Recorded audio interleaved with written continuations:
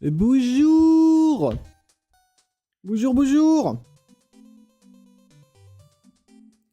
Comment ça va? En ce qui me concerne, je suis fatigué. La dépression hivernale qui tape. Et je me sens sale. Mais bon. Avec.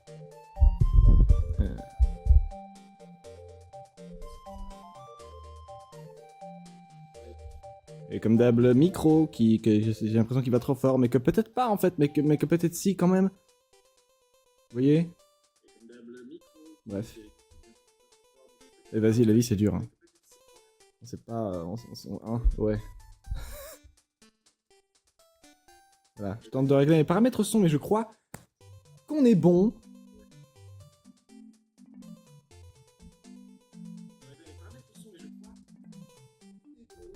Et j'ai totalement oublié de vérifier que j'avais pas enlevé... Si, c'est bon, ok.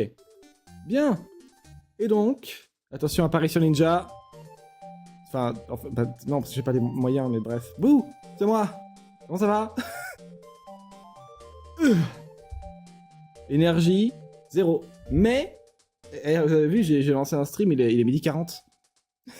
C'est bien, non? En général, je voudrais, voilà, et donc les mots, c'est difficile. Voilà. Mais au début, genre il y a plus d'un an quand j'ai commencé, bah je livais en début d'après-midi, fin de soirée, quoi. J'y arrivais, genre. Et là, maintenant, j'y arrive plus. Donc ce qui fait que je lance tout le temps le soir. Ça craint, c'est très chiant. Parce que je préfère live la journée, moi, mais bon. Et là, j'ai failli avoir des difficultés encore, mais c'est bon. Voilà, c'est bon, je suis là, je suis présent. Présent! Êtes-vous présent? Moi, oui. Et donc ça fait quelques jours que je vais streamer et que je ne peux pas. Devinez la faute à quoi? Le réseau! Cet enculé de réseau de merde! Voilà, j'ai changé de réseau. Mais vas-y, le réseau, non, c'est bon, on va pas bosser tous les jours, ça va. Voilà. Donc là, j'avais... Mais sauf qu'en fait, non. Voilà. J'avais du matos qu'il a fallu que je rende. Et du coup, j'ai pas le réseau qui arrive jusque dans ma pièce. Et je peux pas streamer ailleurs. Déjà ici, c'est pas top. Du coup, bah, qu'est-ce qu'on fait? Bah, on arrête, voilà. J'avais littéralement plus de réseau dans cette pièce, ce qui est chiant. Donc du coup, qu'est-ce qu'on fait? Donc voilà, j'ai acheté un répéteur. Et maintenant, ça va mieux. Oui. Donc encore une fois, le test. Est-ce que c'est impossible d'imaginer que peut-être, éventuellement, on n'ait plus de bugs avec les lives? Ce serait vachement cool. Moi, je trouve. Voilà. Oui. Donc, on espère fort, hein. Parce qu'en général, le problème, c'est que mon réseau de merde, tout pourri de merde à chier, là, mon abonnement est bon, le réseau ici est nul. C'est ça le problème. Et du coup, ça fait que j'ai toujours un décalage dans mes lives entre le son et mon beau faciès. Donc c'est très chiant. Là, j'ai tenté des trucs avec mon PC hier depuis que j'ai de nouveau du Wi-Fi. Et j'ai remarqué, chose que je ne pouvais pas faire avec l'ancienne formule d'abonnement. Donc c'est que manifestement l'abonnement est meilleur, j'avais raison, contrairement à ce qu'on m'a dit. Bref, je peux mettre de la 4K sur mon PC. Avant, c'était impossible d'imaginer faire charger de la 4K, c'était mort. Là, maintenant, je peux. Et c'est pas dû à mon PC, hein, c'est directement dû au réseau. Le réseau ne le permettait pas, et là, maintenant, le réseau le permet facilement, et je peux faire plein d'autres trucs en même temps. Donc, a priori, là, on est bon. Voilà, on n'aura plus d'emmerde avec le réseau. J'espère, sinon ça va me faire chier, modèle géant. Mais là, franchement, c'est que ça vient pas du réseau, alors c'est que ça vient encore d'autre chose, et là, je saurais pas quoi vous dire. Au bout d'un moment, merde, hein. Voilà. Le décalage, je peux le régler, mais le problème, c'est que c'est super compliqué à faire. Pas dans la pratique, mais parce qu'il y a toujours quelque chose qui va pas. Il y a toujours un truc qui marche pas et qui devrait. Donc voilà, du coup, c'est très chiant. Ce serait plus facile... Enfin, en fait, j'ai toujours des... Voilà, c'est ce genre le stream qui saccade ou quoi de mon côté, et du coup, je n'entends pas pour savoir si je dois... Enfin, qu'est-ce que je dois rajouter ou pas dans le... Comme décalage, quoi. Parce qu'il faut rajouter des millisecondes pour décaler l'audio et le... Enfin, bref, voilà. L'audio et l'image, et donc du coup, ça change des trucs et c'est chiant. Voilà. Et sur le côté, il faut quand même prendre en compte que j'ai aussi... Allez, hop, c'est mieux là, peut-être. Il faut prendre en compte que j'ai aussi un... Bah, je stream sur PC portable. Le merveilleux PC que vous voyez ici. Bonjour. C'est pas que c'est de la merde, il est correct, hein, mais c'est même pas un PC portable à proprement parler, c'est un autre nom, mais je sais plus ce que c'est. Donc voilà, ça va... C'est vraiment pas... Ça fait pas tourner la 4K. Enfin, si, ça affiche de la 4K parce que l'écran est bien, mais... C'est tout, quoi. Et encore, c'est la 4K, j'irais pas dire... C'est plutôt de la 2K. Ça l'affiche, ouais, mais bon, c'est pas non plus... Désolé si vous entendez en double, hein, il faut bien que je fasse mes réglages. Il n'est pas sur un stream pro, hein. Désolé. Je vais être sûr. Parce qu'en fait, le micro, je sais jamais trop où le foutre, et parfois j'ai l'impression qu'il est trop proche, et parfois j'ai l'impression qu'il est trop loin. Donc, j'écoute et j'improvise, hein, voilà.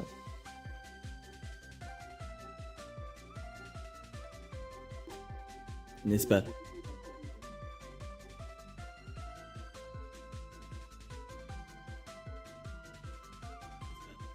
Voilà. Écoutez, moi j'ai l'impression que c'est bien. Je peux mettre le micro plus loin, ça n'a pas l'air de poser souci. C'est une bonne nouvelle. Comme ça, je vais pouvoir avoir un peu plus d'espace pour parler, parce que sinon le micro il m'arrive là. C'est très chiant. Moi qui ai TDAH et compagnie, je dois pouvoir bouger, pitié. Et être vraiment dans un tout petit espace comme ça où j'ai pas le droit de bouger, ça s'appelle l'enfer. Hein. Voilà, donc c'est super quoi. Après, je bouge surtout les jambes, mais quand même. C'est trop chiant sinon. D'ailleurs, j'ai... les cheveux sont possibles, hein. Mais j'essaie de faire des trucs corrects avec depuis le début, mais ça n'arrivera pas à laisser tomber les cheveux, ils vont continuer de faire leur vie à leur sauce. C'est comme ça. Qu'est-ce que je disais moi des mots? Oui, le bouquin sur l'autisme. Bah super, je l'ai fini. Et du coup, qu'est-ce que je fais? Bah je m'ennuie. Donc quoi? Bah j'ai prévu... Ça. Vous le voyez pas, c'est à l'envers. Alors c'est pareil, mais c'est sur l'hyperactivité. C'est avec le vécu que j'ai, il y a des trucs que je ne sais pas. Et le... Allez. On va faire deux trucs en même temps, c'est chiant. Ouais, voilà. Ça là, ceci. Ça c'est très très bien ça. Voilà. Le manuel de l'hyperactivité et du déficit de l'attention. Le TDAH chez l'adulte aux éditions iRose. A-Rose, je sais pas. E-Y et R-O-2-L-E-S. C'est très très bien ça. Parce que moi on m'a diagnostiqué un TDAH très tôt. Pas très tôt, pas si tôt que ça. C'est l'un des seuls trucs qu'on m'a diagnostiqué relativement tôt. Mais manifestement tout le monde s'en est toujours battu les couilles. Ce qui fait que non seulement on n'a jamais tenu compte de mes difficultés, mais surtout moi-même, même si je savais quelques trucs de base, je n'ai jamais vraiment su ce qu'était le TDAH. À part les caractéristiques les plus... voilà quoi, difficulté d'attention, c'est évidemment ce que ça veut dire, donc ça va. Mais le reste, je savais pas. Et bah sachez que j'ai commencé à me cultiver avec ce super bouquin. Conseillé pour tous, ceux qui ont un TDAH et ceux qui en ont pas. C'est comme l'autre bouquin, il est beaucoup plus petit. L'autre il faisait près de 200 pages, celui-là il est tout petit, il fait 160 et il est pas du tout écrit de la même manière. Croyez-moi, on voit la différence, hein. L'autre bouquin est il est plus de 2 fois plus grand. Voilà. Celui-là il est simple. Ouais, non, c'est bon. Ouais, ça m'a l'air bien, ça m'a l'air bien. De toute façon, s'il y a des problèmes de son, n'hésitez pas à me le dire dans le chat, là je me sens en mesure de régler le problème. Donc voilà. Et donc ça parle un peu de toutes les bases qu'il faut avoir sur le bordel, quoi. N'est-ce pas? Oui. Ça parle de l'impulsivité, le cercle vicieux de la multiplication, le TDAH. Les conséquences, symptômes, difficultés, bref, ça parle de plein de trucs, c'est très cool, c'est très bien.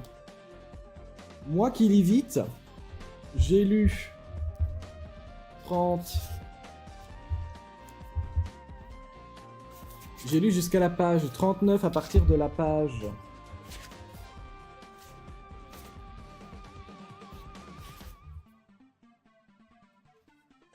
11 en... entre 30 et 40 minutes.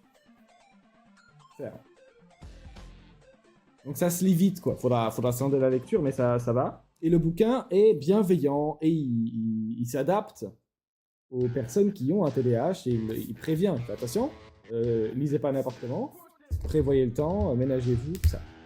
Et il donne des conseils. Évidemment, c'est un peu le but du manuel, hein, c'est d'avertir sur c'est quoi le TDAH, comment ça marche, comment on le vit, comment ça se fait que la plupart des gens le vivent mal, jusqu'au diagnostic, et qu'est-ce qu'on fait, du coup, pour faire en sorte que ça se passe bien, et quand même. Donc voilà, le truc est assez bien foutu.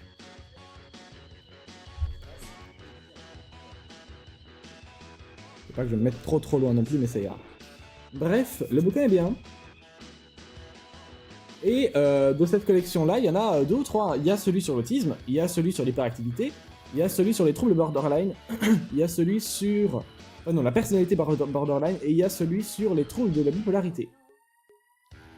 Et il y a celui sur les traumatismes, mais il n'est pas fait par la même personne, et pour cause, il n'a pas la même DA. Il est pareil, mais il est bleu et jaune au lieu de rouge et orange. Mais ça a l'air très bien quand même. Il fait la taille du bouquin sur l'autisme, donc celui sur les traumas mieux vaut le préparer. Mais d'autant que ça parle pas d'un sujet très joyeux celui-là, alors que les autres à la limite ça va. Mais voilà, si vous avez été traumatisé de X ou manière X ou Y enfin, voilà, bah, du coup c'est bien parce que ça apprend ce que c'est un traumatisme et comment on s'en soigne. Et c'est cool. N'hésitez pas à aller voir, c'est très bien. Bah, je l'ai là le bouquin en plus, je vais vous montrer. Sans tout faire tomber, ce serait pas mal quand même. Parce que... Vous ai-je dit que j'ai un TDAH? Vous ai-je dit? Bah oui, j'ai des bouquins partout que je sais pas quoi en foutre. J'ai des trucs à lire, putain. J'arrive pas à lire. Là.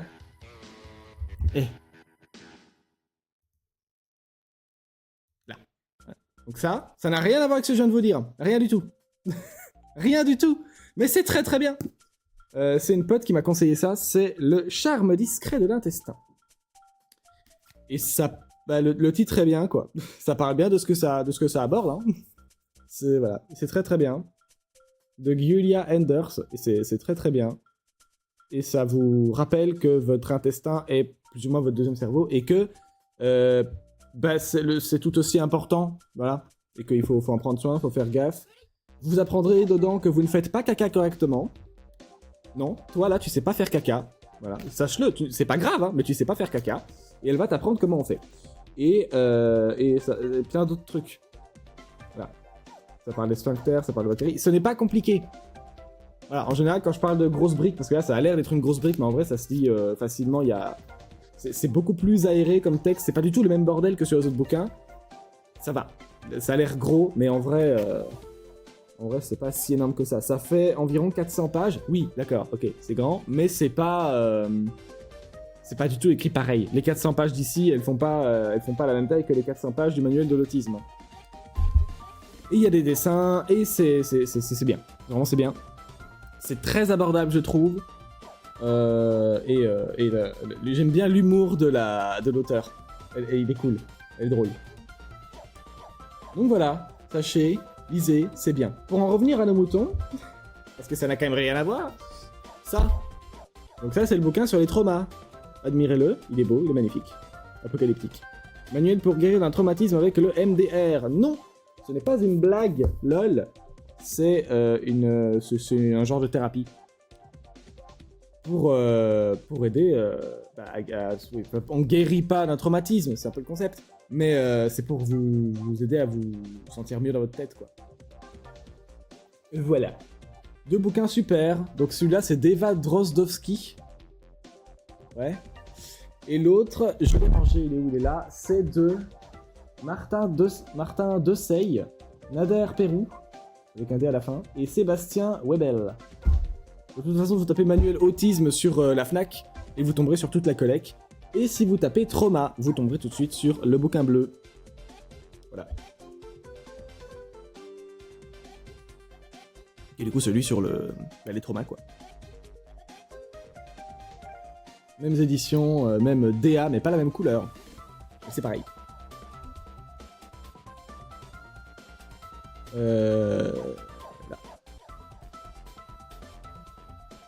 Hop là, c'est mieux là. Si, je me sens mieux là. Ah, si. Bref. Est-ce qu'on irait pas là? Parce que j'ai envie de crever mes cheveux, mes triggers. Déjà que je me sens sale. Si tu fais n'importe quoi, on va pas s'en sortir, hein. Au secours. Quand je me sens sale, je sais plus rien faire, c'est fini. Il faut absolument que j'aille me laver, mais sauf que, mec, il est 13h, on va pas se laver maintenant. En plus, j'ai des rendez-vous le soir, je vais pas me relaver en revenant après, parce que c'est en bas de la rue, donc ça va, mais il faut que je sorte. Donc bon, on va me relaver demain, mais... Mais en plus, c'est tard le soir, donc bon, je vais pas...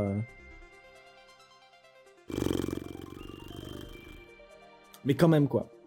Du coup, il faudrait que j'aille me laver juste avant de sortir, mais hein. Et du coup, je vais devoir rester des heures, là, à me sentir sale. Je vais crever. Je peux pas me laver 400 fois par jour, déjà, parce que c'est vraiment pas une bonne chose pour le corps, hein. En faisant ça, on nique totalement les défenses immunitaires, donc c'est vraiment une très mauvaise idée. Et aussi parce que ça fait consommer l'eau. Ça consomme de l'eau, cette merde. Se laver, c'est... Bon, après, l'eau, c'est pas très cher, heureusement, chez nous en Belgique, pays riche. Mais voilà. Voilà. Donc, comme je disais, est-ce qu'on partirait pas là? Moi, je crois, hein. Je crois. Je vais vérifier, parce que j'ai l'impression d'avoir déjà les décalages. Mais en fait, peut-être pas. Non, c'est bon, y a pas de décalage. Bah, super! C'est super, c'est bien, c'est fantastique. Non, la musique a l'air ok. Bon, encore une fois, s'il y a des problèmes de son, dites-le moi. Voilà. Et donc... Pardon, je supporte pas l'eau plate, donc je ne bois que de l'eau gazeuse, ce qui n'est pas très malin, finalement. Mais bon, voilà. Des trucs, des mots, j'allais dire des choses. Voilà, on va partir, du coup, sur ce qu'on fait d'habitude. Ici, on parle de bébêtes bizarres. Des trucs un peu chelous. Alors, les bébêtes qui font peur, en général, on les garde pour Halloween, qui vient de passer. Dommage, vous l'avez raté. C'est pas grave, j'ai une chaîne de VOD sur YouTube. Voilà, ça c'est fait. Donc, tous les liens sont sur ma page Twitch. Mais c'est pas grave. Mais il arrive généralement qu'on parle plutôt de bébêtes peu connues et bizarres en tout genre. D'ailleurs, je dis des bébêtes, c'est pas que les animaux, ça peut être absolument tout, des bactéries, des trucs éteints, des plantes, des animaux, des champignons, qui ne sont ni l'un ni l'autre. Un peu de tout. Ouais. Et donc, ouais, on fait vraiment de tout et n'importe quoi. On a même fait des virus et on va en reparler. Mais rassurez-vous, on parle pas de virus de manière... on parle pas trop de trucs du genre du Covid, quoi. Une fois, on a parlé du Plasmodium.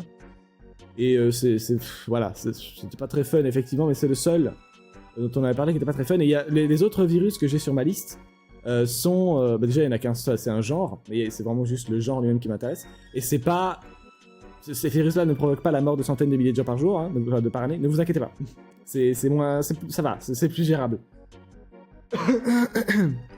ça va bien se passer, quoi. C'est juste que c'est des virus qui sont intéressants par leur biologie. C'est souvent ça qui m'intéresse sur la chaîne, c'est de voir les comportements entre les animaux, le monde vivant, et leur particularité un peu chelou.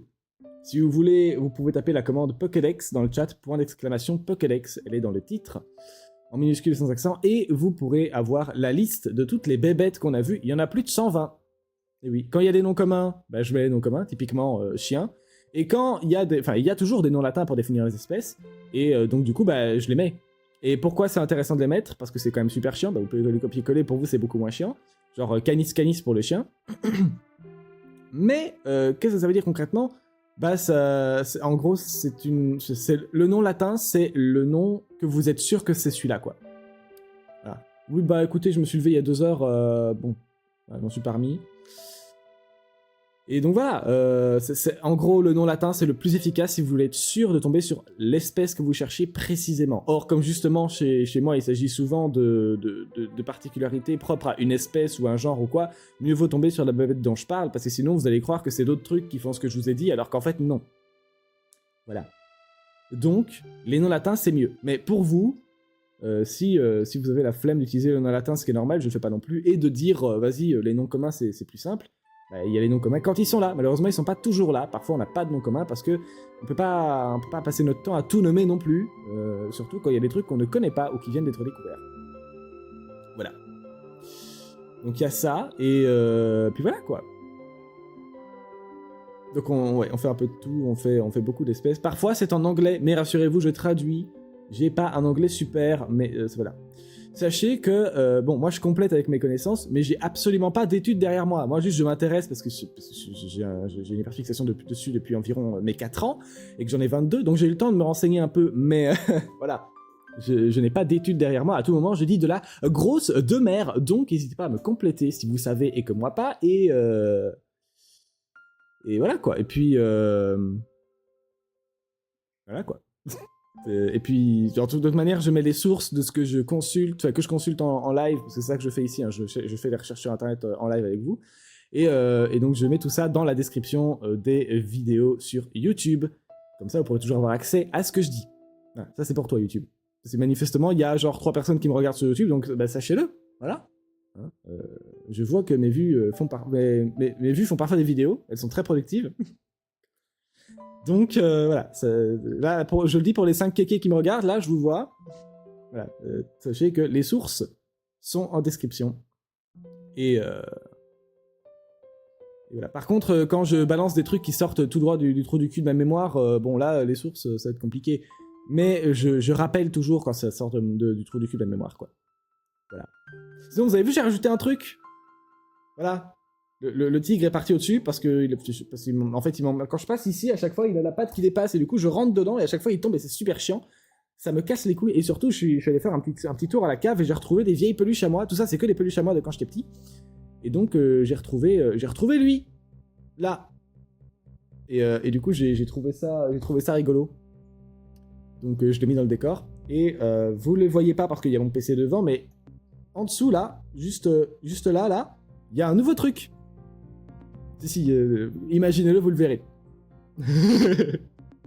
Et ouais, quand je bougerai mon PC, peut-être un jour, vous aurez l'immense honneur de le voir. Voilà. En attendant, c'est la peluche secrète. Hein. C'est les mails secrets du décor, bien sûr. Et voilà. Donc, on parle de bébêtes bizarres. Généralement, je demande au chat s'ils n'ont pas des idées. Et comme d'habitude, si vous avez des idées, par pitié, donnez-les-moi, parce que je commence à tomber à court. Va falloir que je fasse des recherches, ça prend des plombes, parce que je suis quelqu'un de très très chiant, voilà. Donc moi j'ai besoin d'avoir un maximum d'informations, je peux pas plonger la tête dans le vide comme ça, et je cherche des bébêtes un peu fort chelou, mais pas trop chelou, genre l'ornithorynx c'est ultra chelou, c'est trop, y a rien qui va, c'est n'importe quoi du début à la fin, alors que l'antilope saiga, bah, c'est une antilope qui a une trompe, quoi. Ça se résume, c'est n'importe quoi, mais c'est plus facile à résumer, voilà. La dernière fois, on avait vu, pour vous donner un exemple, un eucalyptus arc-en-ciel. Non, ce n'est pas une blague, les photos n'étaient pas retouchées, et je vous jure que c'est vrai. Oui, il est effectivement très coloré, le machin. Et évidemment, il y a une astuce. Mais c'est totalement naturel, disons, il n'y a pas d'impact de l'homme ou quoi. L'arbre se colore tout seul. Et on pourrait croire, oui, un arbre arc-en-ciel, je le saurais. Hein. Bah, sachez que, en fait, le truc est une espèce assez commune, parce qu'on s'en sert assez régulièrement pour faire du papier. Voilà, donc... mais j'ignorais totalement l'existence de ce truc, et je trouve ça assez stylé de savoir qu'il y a des forêts d'arbres multicolores. Je trouve ça très cool. Quand je dis multicolores, je déconne pas, hein, je veux dire que ça va du jaune au vert, à l'orange, au brun, au mauve, c'est pas une blague, hein. Donc je trouve ça très stylé. Il y en a peut-être qui savent et qui se disent oui, on s'en bat les couilles, c'est juste un putain d'arbre. Moi je trouve ça assez stylé, donc voilà, sachez-le. Ça existe. Et bon bah si vous voulez savoir dans le détail vraiment ce que c'est, je vous encourage à aller voir ma vidéo sur YouTube. Mais pour résumer, pour ceux qui connaîtraient les termes, c'est l'exfoliation plus de l'oxydation, qui fait changer la couleur de l'écorce de l'arbre. Voilà. Ici, j'emploie des termes compliqués, mais j'explique toujours. Hein. Là, je résume, donc j'ai pas envie d'y passer la nuit parce que je vais faire autre chose. Mais voilà, pendant les lives, j'essaye toujours d'expliquer un maximum les termes. Parce qu'il y en a quand même quelques-uns que j'ai, mais parfois je les ai pas, hein, parfois je comprends pas. Donc il faut que j'aille vérifier devant vous en live. Et on apprend ce que c'est. Voilà. Généralement, je retiens pas les termes, mais je retiens les concepts. Parce que j'ai un TDAH. Et oui, vous en ai-je parlé. Bref. C'est pareil pour les pseudos. Si vous avez déjà parlé dans le chat et que vous avez l'impression que je vous reconnais pas, c'est pas déjà les pseudos, c'est pas évident. Hein. Déjà à lire, sachez que je l'écorche souvent les pseudos. Je lis pas mal et a priori j'ai pas de dyslexie, mais vas-y, lire un pseudo c'est compliqué. C'est en fait lire des mots qui ont des structures auxquelles on s'attend, ça va. Genre je sais pas, Jonathan, bah, ça va. Mais si vous remplacez la moitié des lettres par des chiffres, que vous mettez des signes et des accents, là ça devient chaud, parce que ça commence à devenir un truc que mon cerveau s'attend moins à lire, et si vous mettez des mots mélangés avec de l'anglais et d'autres langues, ou que vous construisez des mots qui n'existent pas, là j'ai envie de crever. Parce que je sais pas comment lire ça. Ça vous empêchera pas de parler dans le chat, hein, pitié, mais voilà, quoi, je veux dire que du coup c'est compliqué de lire les pseudos. Donc vous étonnez pas. Et pourquoi je disais ça ? Oui, bah donc déjà lire un pseudo c'est compliqué, mais alors me rappeler de qui est la personne derrière le pseudo et de ce qu'on s'est déjà dit, c'est trop compliqué pour moi. J'ai une mémoire de merde, hein, une vraie grosse mémoire de merde. En plus du TDAH, j'ai vraiment une mémoire de merde, donc ça ne m'aide pas. Voilà. Donc, je préfère avoir... Voilà, sachez du coup que voilà, si je vous reconnais pas tout de suite, ce n'est pas grave, je ne vous ai pas oublié totalement, juste qu'il va falloir que je vous remette 2 secondes, quoi. Voilà. Et comme j'ai pas de gens qui viennent régulièrement sur mes lives, souvent les gens qui viennent, ça fait genre des jours, des semaines qu'on s'est pas vus, qu'on s'est pas parlé sur Twitch. Bon, les gars, voilà quoi. C'est un peu compliqué de me souvenir de tout le monde. Du coup, il y a déjà quelqu'un qui est venu qui a trouvé ça un peu... Enfin, tu te souviens pas de moi? Oui, enfin mec, ça fait 2 semaines quoi. Donc, et en plus tu m'as dit genre 4 phrases, je sais pas, déconne pas. Bref, donc voilà, ne m'en demandez pas trop non plus, que ça ne nous empêche pas d'avoir une conversation sympathique, mais voilà, sachez que c'est pas impossible, si vous avez déjà parlé dans le chat, que je vous remette pas tout de suite. Ce n'est pas grave, hein. Bref. Et donc on va y aller parce que oui, en général, je disais, je laisse l'opportunité au chat de me donner des noms d'espèces ou de me donner des... Enfin, de parler, en fait, le chat est là pour ça, mais... vos textes s'afficheront là. C'est mon chat, c'est mon cadre de chat. Donc voilà, mais aujourd'hui, j'ai prévu, donnez quand même vos suggestions si vous avez envie, hein, mais je les noterai pour plus tard, mais j'ai quand même prévu de faire 2 bébêtes bizarres aujourd'hui. Déjà parce que j'ai trouvé la première il y a quelques semaines pendant le Cookie Month, et j'ai trouvé la deuxième il y a 20 minutes avant de lancer le live, en mettant mes pages, en préparant mes pages pour pouvoir... en préparant les articles pour pouvoir parler des bébêtes bizarres en question. La première bébête est... Enfin, les articles de la première bébête sont en anglais, mais rassurez-vous, je suis brillant en anglais, non, et donc je vais pouvoir quand même réussir à traduire quelques mots. Voilà, vraiment quelques mots, pas beaucoup plus. Donc voilà. Et donc je pense qu'on va y aller. Aujourd'hui, on va voir... Comment dire ça ? On va voir un genre de reptile éteint depuis très longtemps. Ah, j'ai dit qu'on faisait des bébêtes éteintes. Et on va voir aussi un vertébré ou un pas vertébré. Ou, enfin, en fait, on sait pas, personne sait le classer, ce machin. Voilà. Oui. Et heureusement, c'est le plus compliqué qu'être en français, ça m'arrange. Je sais pas comment j'aurais fait sinon. Donc voilà, on va voir ça. Et puis voilà. Mais avant, comme d'habitude, bien sûr, générique. Du clic, c'est magique. Du clic, c'est magique. Je déclic l'appareil photo sur boîte de côté pour voir et entendre un animal en danger. Zoom dans la grande forêt ou même dans la mer pour trouver l'animal. Moi je sais quoi faire. Du clic, c'est magique. Bonjour, je suis Le chat de Spectre, le mec qui stream. Et oui, c'est mon chat. C'est mon chat de 8 ans et demi. Le gros chaton. Là. Et donc, aujourd'hui, on va parler du... Alors, par rapport à 2016, l'article est publié en 2016, vous pouvez le voir ici, on va parler donc d'une créature qui, à l'époque, ça a peut-être changé, était le plus vieux reptile marin découvert. Pas le plus vieux ayant existé, mais le plus vieux découvert.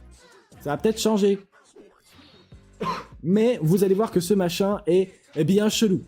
Il m'intéresse pas juste parce qu'il est vieux et qu'on l'a trouvé. Hein. Donc il y a à peu près 2 ans, par rapport à 2016, donc vers 2014, 13-14, une team internationale de paléontologues ont découvert un fossile très chelou. Il s'appelle Apatodontatus. Oui. Apatodontatus unicus, qui faisait environ 3 mètres de long. Et c'était un reptile marin. Qu'est-ce qu'un reptile marin ? Bah, vous voyez les machins, là, les dinosaures qui vont sous l'eau. Bah c'est pas des dinosaures, c'est des reptiles marins. Tout ce qui est mosasaure, plésiosaure, d'autres trucs en genre, ichthyosaure aussi. Tous ces trucs qui ont un corps un peu allongé en forme de goutte, comme les dauphins, les requins et tout un tas d'autres trucs en un. Bah c'était pas des dinosaures. Voilà, c'était des reptiles marins. Quelle différence ? Bah c'est des cousins très très lointains, mais c'est comme les crocodiles. Le crocodile, c'est un reptile marin.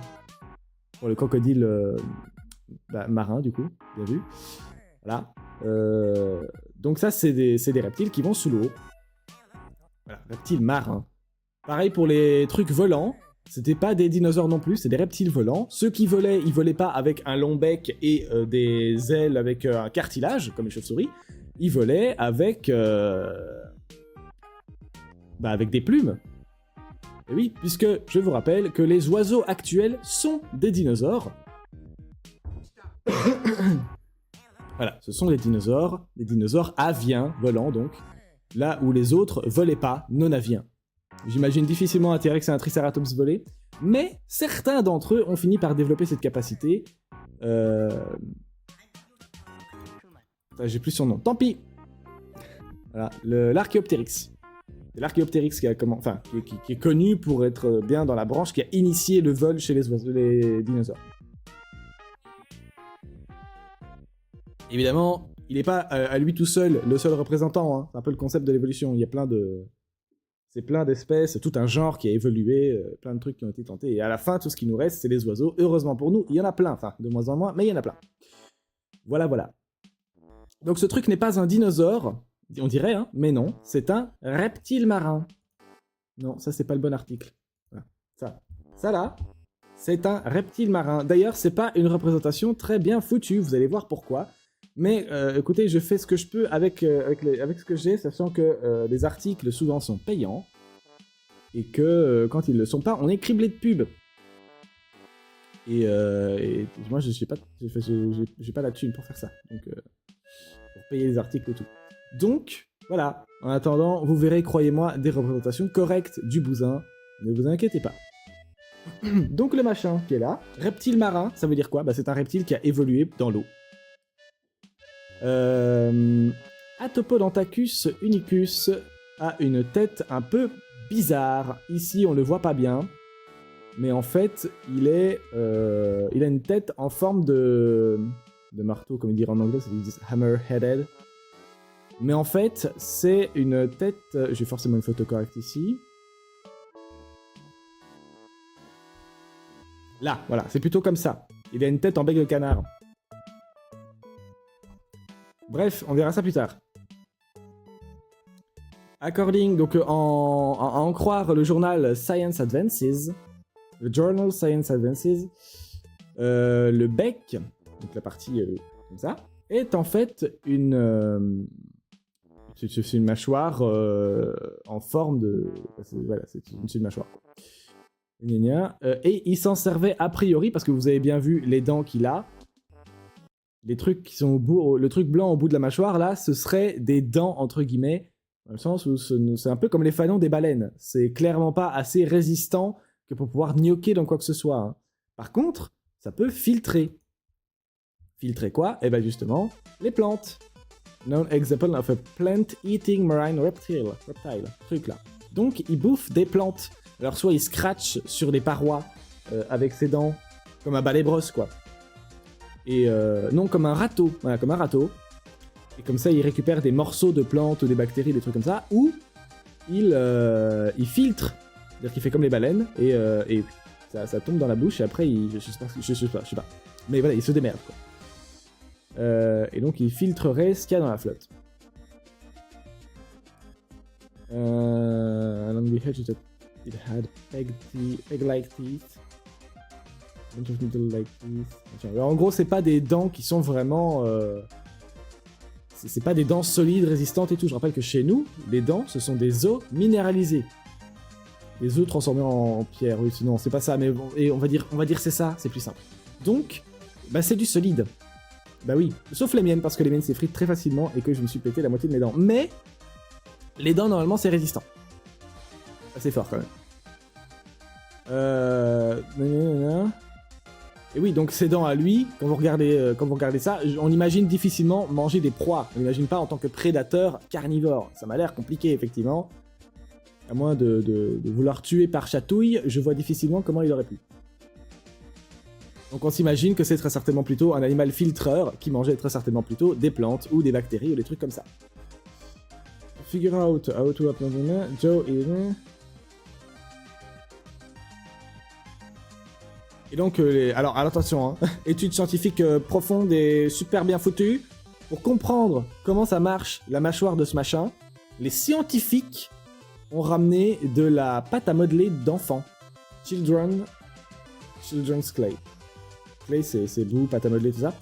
Et children, c'est enfant, hein. Donc, ils ont ramené de la pâte à modeler pour enfants. Ils ont ramené de la... Vous savez, la Play-Doh, là, le truc où tu sais, tous les enfants en mangent. Ou alors c'était juste moi. Je sais pas, bref, donc en tout cas, ce truc-là, là, enfin, bref. Et donc, les scientifiques ont utilisé cet instrument de haute technologie, de pointe, hein, qu'est la pâte à modeler, du coup, pour reproduire la mâchoire avec des cure-dents, voilà, pour faire les dents, quoi. On a regardé la mâchoire intensément et on a analysé comment ça marchait le machin, quoi. Atopodonticus unicus used its front teeth to nip algae or plants form rocky surfaces. Donc ça, il scratch avec son râteau, qui est sa mâchoire, sur des rochers, des trucs comme ça, pour arracher la mousse, les algues, les plantes. Alors toutes les algues ne sont pas des plantes, mais venez, on va dire que si, c'est plus simple. J'ai fait tout un live dessus sur ma chaîne de VOD. Va falloir retrouver la VOD parce que ça fait un moment. Hein. Mais voilà, les titres vous aideront. Ça fait déjà quelques mois. Hein. Donc en fait, on avait découvert que les algues, dans l'ensemble, ne sont pas des plantes. Il y a l'algue verte qui est une plante et tout le reste qui n'est phylogénétiquement pas considéré comme une plante. Imaginez l'arbre généalogique de votre famille. Voilà, vous avez votre père, votre grand-père, vos cousins, tout ça. Eh ben, imaginez ça à l'échelle du monde vivant en entier. Tout le monde descend de tout le monde, enfin de quelqu'un en tout cas, et ce quelqu'un descend de quelqu'un, et ainsi de suite, jusqu'à Lucas, Last Universal Common Ancestor, le truc le plus vieux théorisé qui serait arrivé sur la planète, d'une manière ou d'une autre, on s'en fout, enfin qui serait apparu sur la planète d'une manière ou d'une autre, et qui aurait fini par se reproduire, et qui aurait à terme évolué pour ressembler à quelque chose qui était très varié, quoi, avec plein de formes de vie très... Pokémon, vous voyez Pokémon? Imaginez Mew. Mew débarque, il baise, et après ça donne Pikachu, Métamorph, Lipoutou, et tout un tas d'autres trucs qui ont franchement rien à voir ensemble. À force de plusieurs centaines de millions d'années à se reproduire, et du coup ça fait que, selon les endroits où les populations se retrouvent, elles évoluent de manière à changer tellement de gueule qu'elles n'ont plus du tout de rapport en commun, les unes entre les autres. Donc voilà, c'est ça l'idée, quoi.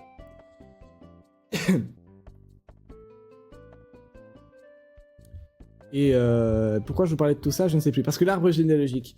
Donc voilà, imaginez que la phylogénétique, c'est un arbre généalogique à l'échelle du vivant. Voilà. C'est globalement l'idée qu'il faut en avoir. Pourquoi je vous parlais de ça? Parce que, du coup, si tout organisme fait partie de la famille, à une échelle relative, ouais, à une certaine échelle, on peut savoir qui est proche cousin de quoi. Et typiquement, ce qu'on appelle des algues, ce sont souvent davantage des bactéries que des plantes. Or, il y a quand même des règnes du vivant qui sont assez connus, les plantes, les animaux, les champignons qu'on oublie souvent mais qui sont un règne à part entière, on appelle ça les mycètes, et les bactéries, et d'autres, mais j'ai la flemme. Donc, voilà, c'est un autre règne du vivant complet. Il y a autant de différences, ou presque, entre une bactérie et une plante qu'entre une plante et un animal. Alors les deux ont parfois tendance à se mélanger, c'est rare, mais bon. Pour les bactéries, voilà, il y a cette idée-là que la plupart des algues ne sont pas des plantes. Ce sont des bactéries ou des colonies d'organismes. Et voilà. Et c'est très stylé. Mais... du coup, c'est pas des plantes. Mais il y a l'algue verte, qui est effectivement une plante. Mais sinon, c'est pas des plantes. Voilà. Bref, donc le machin, il scratchouille avec ses dents sur les rochers, les parois, etc. Et il récupère des types de bouffe qui sont plutôt côté plantes, entre guillemets. Mais ça peut aussi être des bactéries ou quoi. On va dire des algues, c'est plus simple. Des plantes et des algues. C'est peut-être aussi des champignons d'ailleurs, parce qu'en fait il y a le lichen par exemple, le lichen qui est une symbiose, on va dire une fusion. C'est comme Ramolos qui évolue en Flagados avec Coquillas. Ils fusionnent ensemble et on peut pas les détacher. Voilà. Ils ont besoin l'un de l'autre pour survivre. Donc la symbiose, le lichen, c'est de la symbiose, un genre de fusion, de mélange entre des champignons et des algues. Donc voilà, du coup ça peut être ça aussi. Et les algues, ça peut être... putain, ça peut être plein de trucs, encore une fois. Donc bon, sachez. Donc le machin il se cratchouille et il récupère de la bouffe. Et il est content, explique le docteur Rippel. Voilà. Et après il crache la flotte par la bouche, mais comme il y a le filtre, du coup bah ça... Voilà quoi. C'est comme si vous preniez de l'eau et que vous essayez en serrant les dents de cracher de l'eau. Bah du coup l'eau sort, mais pas la bouffe parce qu'elle se bloque contre vos dents. Voilà, c'est l'idée. Là, comme il y a beaucoup de toutes petites dents de manière... collées les unes aux autres de façon très régulière, bah ça fait vraiment un effet brosse, quoi. Et c'est comme chez les baleines. Les baleines, la plupart des baleines, c'est le même système. C'est des fanons pour les odontocètes, je crois, qui n'ont pas de dents. Et du coup, ça fait genre la baleine bleue, baleine à bosse et tous ces trucs-là, qui ont des fanons. C'est-à-dire qu'ils vont prendre un maximum de flotte dans la bouche, et puis après, ils vont tout pousser dehors avec leur langue, et il restera plus dedans que dans la bouche, c'est-à-dire que la bouffe, du coup, ou des déchets toxiques. Mais ça, c'est pas censé être là, c'est notre faute. Non seulement ils ont découvert le fossile qui est spécial, quoi, quand même. Au-dessus, c'est la tête, et en dessous, c'est le corps, j'imagine. Ah, mais pas que, on voit bien le balai brosse d'en dessous, là. Donc en fait, non, c'est tous les corps. Bon, pas tout ce que je vois, mais bref. Au-dessus, c'est la tête, c'est sûr. Non seulement ils ont découvert ça, mais ils ont aussi trouvé un exemple du plus... Ça, c'est de la merde, hein. Mais du plus vieux reptile marin qui ait été découvert à l'époque. La structure de la mâchoire est clairement celle d'un herbivore.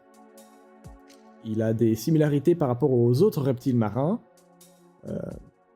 qui mangent des plantes, parce que c'est pas le cas de tous. Prenez l'ichthyosaure, imaginez un dauphin croisé avec un poisson. Ouais. Et bah ça vous donne vaguement ça. Je vais vous montrer ce que c'est. Et ça, pour tous, j'en sais rien, parce que c'était quand même beaucoup d'espèces, les ichthyosaures, mais c'était tout un genre, même peut-être plusieurs genres, je ne sais pas, c'était vaste comme truc, il y en avait beaucoup les ichthyosaures. Ça, ichthyo d'ailleurs, qui veut dire poisson, et zor, qui j'imagine veut dire reptile, donc pour dire que ça ressemble beaucoup à un poisson. Et donc ce truc mangeait, pour les espèces que moi je connais, des poissouses. Et oui. Est-ce que j'ai tapé? Parce que là j'ai chatté devant mon écran, je vois pas. Ichthyo.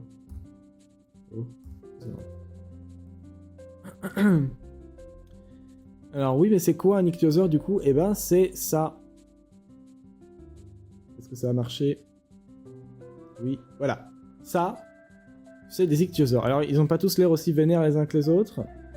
Certains sont plus sympathiques, mais voilà, ceci. Ça, c'est un bon exemple d'ichthyosaure. Et évidemment, vous doutez que c'est pas une photo. Je vous parle d'un truc qui remonte à tard l'époque. Donc, voilà. On n'est pas exactement, on n'est pas exactement sur un truc récent, quoi. Voilà. Hop, attendez que je vous vire ça. Hop, là, voilà. Et donc...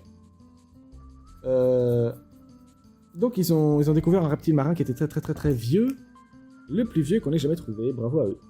À l'époque, en tout cas. Là, machin, truc, super. Atopodentatus unicus, donc le nom du machin qu'on regarde.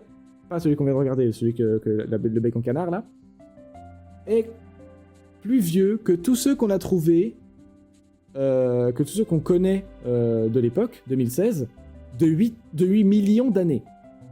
Ce qui est absolument invisible à l'échelle de la vie sur Terre ou de la vie ou de la planète, mais beaucoup par rapport à notre petite perception d'être humain.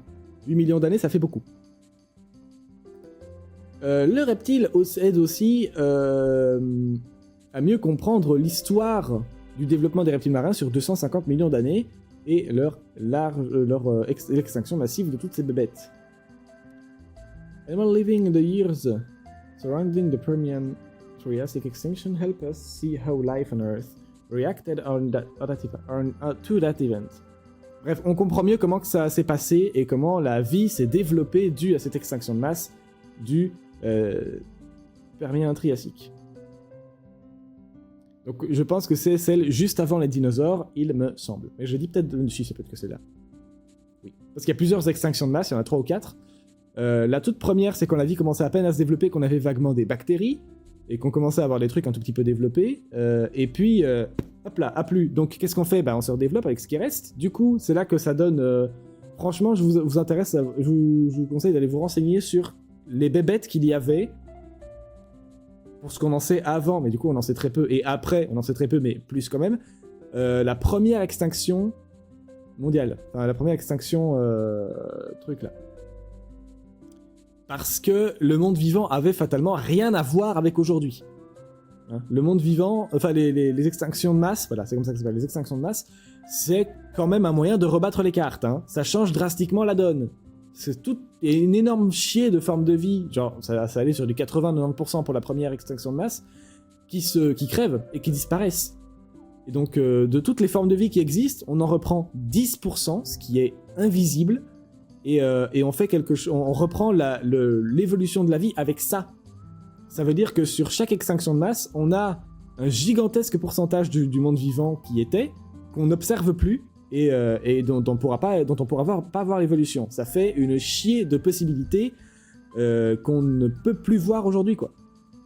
Et à chaque fois, vous prenez un truc pas du tout représentatif du monde vivant, vous cramez tout le reste, et vous reprenez l'évolution avec ça. Et donc ce machin va se redévelopper pendant des centaines de millions d'années, rebelote, vous cramez tout le reste, vous reprenez une toute petite partie qui va de nouveau... Vous imaginez la gueule du monde vivant qu'on pourra jamais observer, vous imaginez à quel point le monde vivant est bizarre dans son ensemble, et tous les trucs encore plus bizarres que ce qu'on connaît déjà, qu'on pourra jamais observer.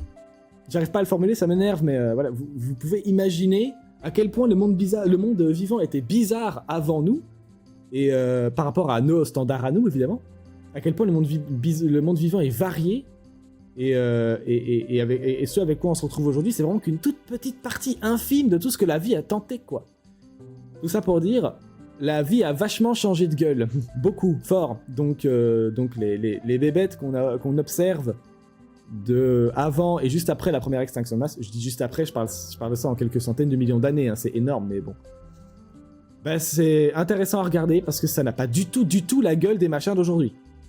C'est même un peu perturbant parfois. Voilà. Donc c'est assez rigolo à regarder. Mais bon, souvent c'est là aussi qu'on découvre des créatures qu'on n'a pas envie de regarder, qui sont pas belles, quoi. Disons que la nature n'avait pas appris à être belle comme aujourd'hui. Ben, je dis ça, l'essentiel du monde vivant est moche, hein. Mais voilà, particulièrement de notre point de vue. Mais il y a quand même quelques bébêtes à notre échelle par rapport à ce qu'on voit, par rapport à tous les exemples d'espèces qu'on connaît, on en trouve quand même certaines qui nous paraissent plus belles, mais l'essentiel du monde vivant, bah, c'est des arthropodes, c'est des bactéries, et ça c'est pas forcément très beau. Et c'est ça qui constitue l'essentiel du monde vivant, hein. On pèse rien dans la balance en comparaison. Voilà. Tout ça pour ça. Et donc oui, c'est assez rigolo de regarder ce qui se passe avant les dernières extinctions de masse. Et évidemment, dans les extinctions de masse, dans le tas, il y a eu celle des dinosaures. Ça a permis de la libération de plein de niches écologiques, ça a fait de la place. Et ça a permis à plein de couillons qui s'étaient planqués de sortir, entre autres les mammifères, qui étaient quand même fameusement planqués.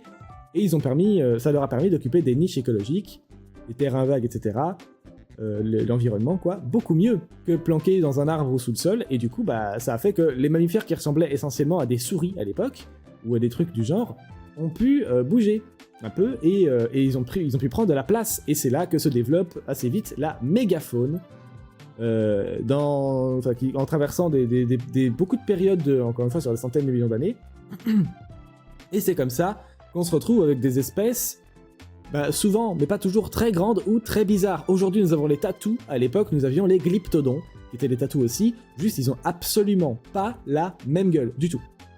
Voilà. Et il y a plein de bébêtes très intéressantes à regarder de la mégafaune. Typiquement, dans la mégafaune, aujourd'hui, l'essentiel est crevé. Hein. Il y avait les mammouths, par exemple. Mais il y avait aussi pas mal de caractéristiques. La vie tentait des trucs, quoi. Et donc il y a des espèces qui ressemblent à des trucs qui ont des particularités qu'aujourd'hui on s'attendrait pas à voir sur elles. Typiquement, des antilopes saiga, des trucs du genre, vous en voyez plein à l'époque. Enfin, oui, si l'humain était déjà là, mais bref. C'est quoi une antilope saiga? Je l'ai dit au début, c'est une antilope qui a une trompe comme les éléphants, comme les tapirs. Vous voyez ce que c'est un tapir? C'est le même genre. C'est cette idée-là. Et donc c'est une petite trompe qui pendouille là comme ça. C'est assez mignon. Et du coup, des bébêtes comme ça qui ont l'air d'expérimenter un peu des trucs sans trop savoir où elles vont, bah il y en avait plein lors de la mégafaune, et on en trouve quelques fossiles qui sont assez intéressants. L'Antilopsaga est encore parfaitement vivant, enfin parfaitement non pas tellement, l'espèce se porte pas bien du tout, mais voilà, c'est encore là quoi. Malheureusement, il y a l'essentiel des formes de vie bizarres de cette époque qu'on verra pas.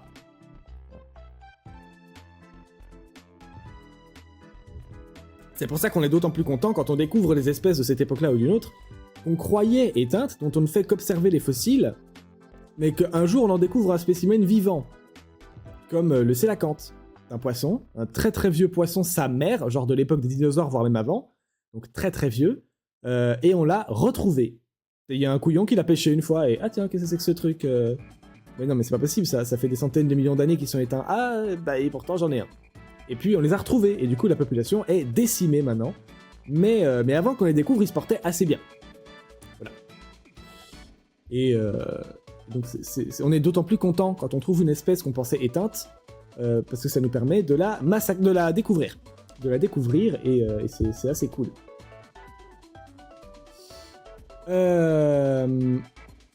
Donc oui, découvrir ce reptile marin-là, bah, ça nous permet d'un peu mieux comprendre la variété du vivant qu'il y avait à l'époque, et de voir comment le monde a évolué après, le monde vivant sur Terre a évolué après l'extinction de masse du Permien-Trias. L'existence d'animaux spécialisés donc en tant qu'animal marin et mangeurs de plantes, comme le machin dont j'ai marre de répéter le nom, nous montre que la vie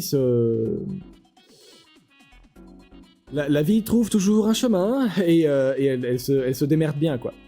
Voilà. La vie, c'était pourtant manger une extinction de masse dans le pif, et pourtant, assez vite, après ça, la vie s'est redéveloppée très vite, les niches écologiques ont été réoccupées, les animaux ont recommencé d'être partout, de se développer, et voilà. Il en faut plus pour faire s'éteindre la vie, mais bon, c'est quand même fragile, hein. Et donc, la vie se diversifie et récupère, se remet d'une extinction de masse plus facilement que ce qu'on pouvait penser. Et c'est totalement un...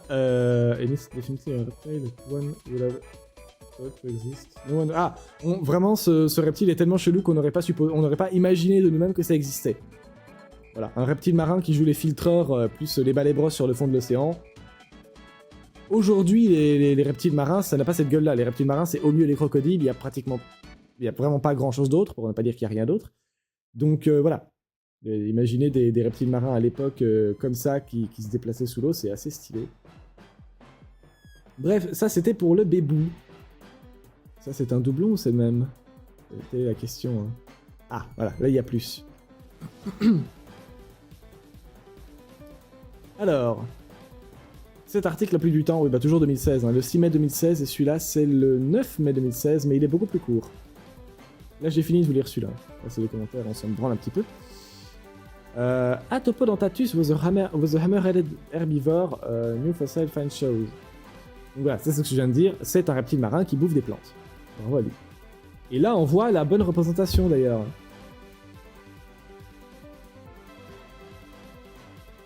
An ancient creature was a skull the shape of a vacuum attachment. Bon bref, on s'en branle un petit peu, on voit bien la représentation, on a compris. C'est une... Oui, le machin est bizarre, quoi. Donc, qu'est-ce que c'est que ce truc? C'est chelou. Alors, l'article qu'on lit là et qui fait référence à l'article original a été publié dans le journal Science Advances par les chercheurs de Chine, de Scotland, c'est quoi déjà? C'est l'Écosse? Tant pis. Et aux US. La nouvelle étude était basée sur 2 nouveaux fossiles de ce machin, qui ont, comme les scientifiques le disent, une mâchoire chelou. Si, c'est les mêmes mots. T'inquiète, c'est les mêmes mots. The findings suggest that Mekui is the earliest non-herbivorous marine reptile.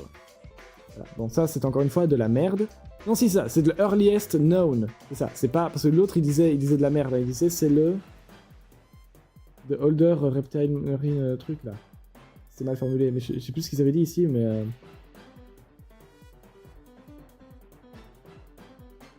Je ne sais plus, je trouve plus. Enfin bref, il disait un peu de la merde.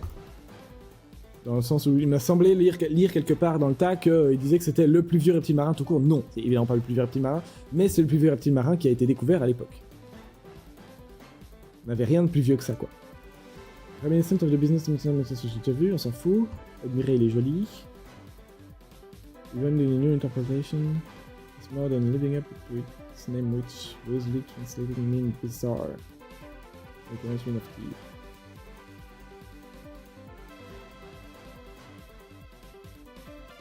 Bon, il a des dents cheloues. Ok, on peut passer à autre chose? Non. Bah, cet article-là est plus complet, mais bon, globalement... Ah là, ça parle de l'extinction de masse. Environ 95% de la vie marine s'est fait casser le cul par l'extinction du Permien-Trias il y a 250 millions d'années. 252. Mais la forme et les fonctions, l'utilité du corps du machin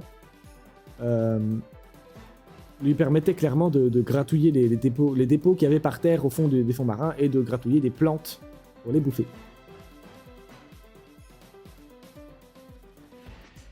C'est une variété impressionnante du monde vivant.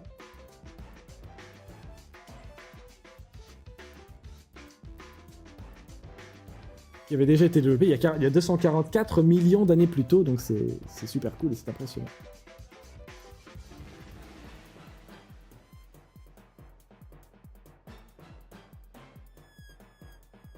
Et dans les dépôts de fossiles qu'ils ont trouvés, il y avait certainement plein d'autres espèces très bizarres, au moins aussi bizarres que ce reptile marin-là. C'est assez stylé, ça les met en joie. Et maintenant, le dernier article de Science Advances, celui dont on parle depuis le début, le fameux, qui lui est plus complet. Est-ce qu'il va vraiment apporter des informations plus pertinentes? Je ne sais pas. Tout sera dans la description sur YouTube. Ne vous inquiétez pas.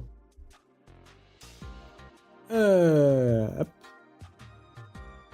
Donc voilà. Ça se trouve, ça va prendre 30 secondes. Ça se trouve, on a déjà dit l'essentiel, donc je vais regarder, mais voilà.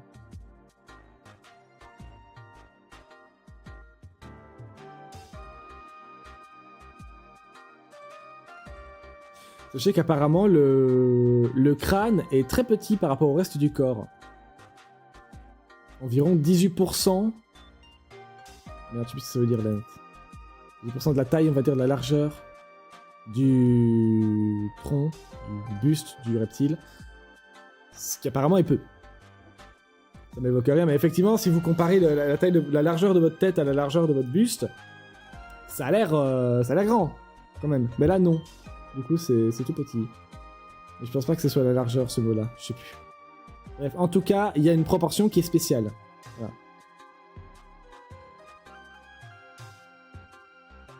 Et donc, ça donne... ça aiguille quant à la fonction de gratouillage de la tête des algues et des plantes, etc. sur les fonds marins. À la base, on pensait que c'était un sauroptérygien, donc c'est un type de reptile marin, qui filtrait la bouffe. Et peut-être s'enfiler aussi quelques invertébrés.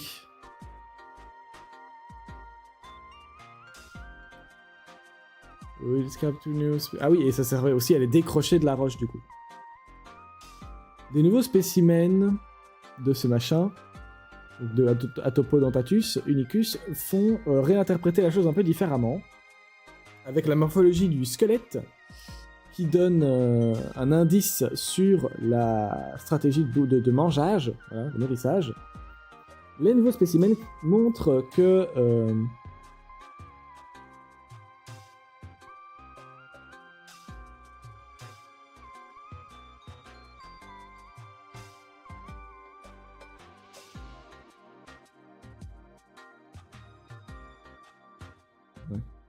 Ça montre... Enfin, on pensait qu'éventuellement il pouvait s'enfiler d'autres trucs, mais on dirait qu'il est essentiellement axé sur le mangeage, le gratouillage de plantes sur les rochers. Les nouveaux spécimens qui ont été trouvés, donc sur la figure 1 et 2, qui sont en dessous. Là. Non. Au secours, êtes-vous? C. A, B, C. Je comprends pas, il numérote mal ses figures, ça me casse les couilles. Tac. Voilà, ça. Et ça. Apparemment, c'est pas... ça ressemble pas trop à Unicus. Il n'est pas sûr que c'est lui, quoi. Ça peut être un cousin ou autre. Je crois. Il y a une nageoire... non, il a une vue. On voit le truc depuis le dos. Depuis son dos, on a l'impression qu'il a un corps quand même assez différent. Et que la tête, surtout, la forme de la tête en marteau, a rien à voir. Et qu'elle est articulée de façon différente et qu'elle a d'autres spécificités, quoi. Qui suggérerait qu'il mangeait éventuellement autrement. Il y avait des narines très très larges.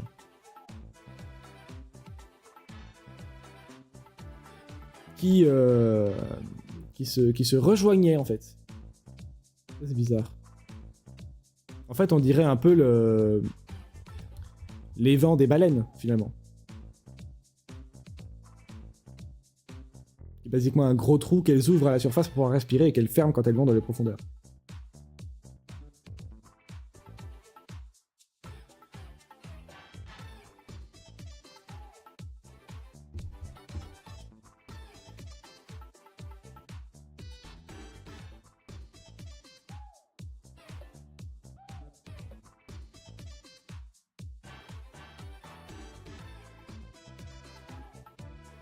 Je n'ai pas compris cette phrase.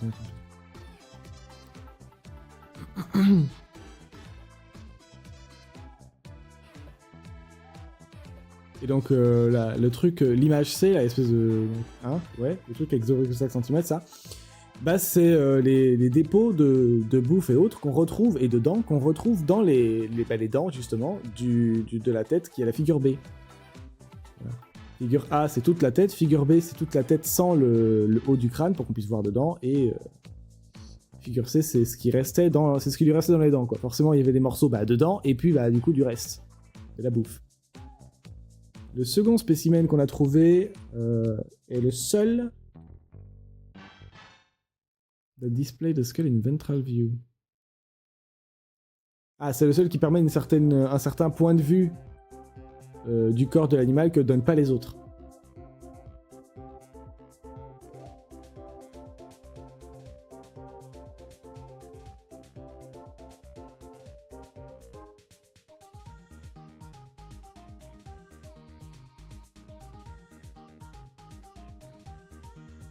Voilà, c'est du langage technique et chiant pour de la description du corps dont on se branle un petit peu, donc je me permets de sauter.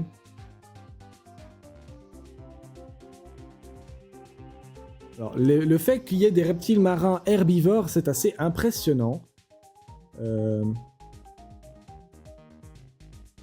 les herbivores ont encore continué d'évoluer encore plus dans la période du Triassique, jusqu'à the unrelated placodont Henodus, de Gipsmithia. From marginal marine environment. Ah, donc ça a continué, les reptiles marins ont continué d'évoluer après l'extinction de masse pour donner des trucs comme Enodus. Je sais pas ce que c'est ce machin. Merde. Qu'est-ce que c'est Enodus ?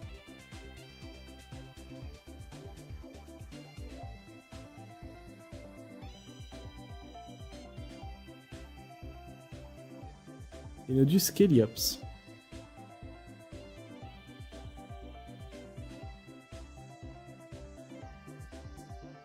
Ah oui, oui bah c'est l'ancêtre, enfin c'est un ancêtre. Même pas forcément un ancêtre, c'est un truc qui ressemble à une tortue, mais c'est pas parce que ça ressemble à une tortue que c'est forcément une tortue. Ça pouvait être autre chose qui ressemblait beaucoup. L'agencement de l'intérieur du squelette a l'air de fort être comme celui des tortues.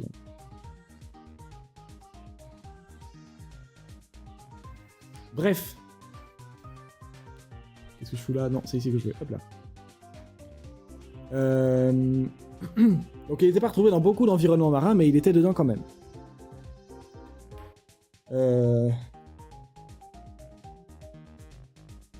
Une N-square, une atlas, on s'en fout.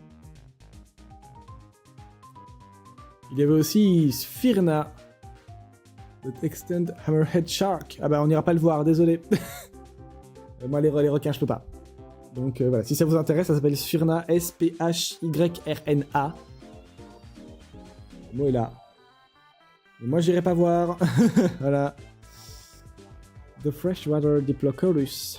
The Permian Triassic Gyrothorax. Ah le Gyrothorax il est rigolo. Le Gyrothorax, il y a... C'est qui en avait parlé déjà? Comment il s'appelait lui? Putain, merde, j'ai oublié comment il s'appelle. Il y a une chaîne YouTube très cool qui parle... Ça fait longtemps que je la suis plus en vrai, mais il y avait quelqu'un qui parlait de tout ça. Qui était axé sur, pas spécialement les dinosaures, mais les formes de vie un peu anciennes. Et leur développement qui était assez cool. Cédric Jurassic. Voilà. Fallait que je vous montre ça.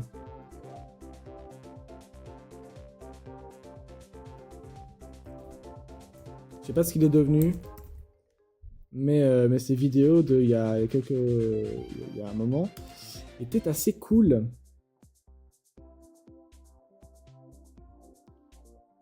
Ça doit faire quelques années déjà que j'ai pu regarder ces vidéos.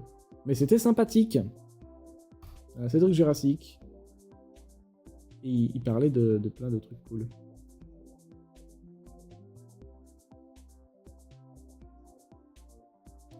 Sur une chaîne de vulgarisation scientifique, mais plus de vulgaire que de scientifique, je préfère prévenir. Il a tendance à faire un peu d'humour.